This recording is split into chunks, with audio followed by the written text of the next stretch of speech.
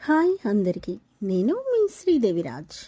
కోటప్పకొండ దర్శనం కోసం తెలంగాణ నుంచి ఆంధ్రప్రదేశ్ వచ్చాను.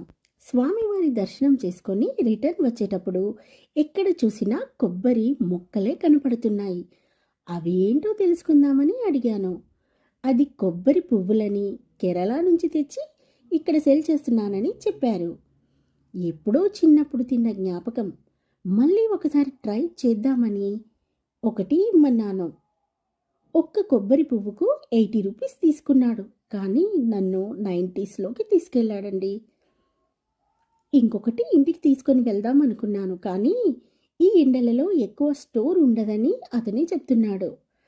అందుకే కొబ్బరి పువ్వును ఇక్కడే తినేసి ఇంకొకటి తినడానికి తీసుకువచ్చేసా. మీలో ఎంతమంది ఈ పువ్వుని టేస్ట్ చేశారో కామెంట్ చేయండి. వీటి గురించి తెలిసిన వాళ్ళు లైక్ చేయండి. మరిన్ని వీడియోల కోసం నా ఛానల్ని సబ్స్క్రైబ్ చేయండి.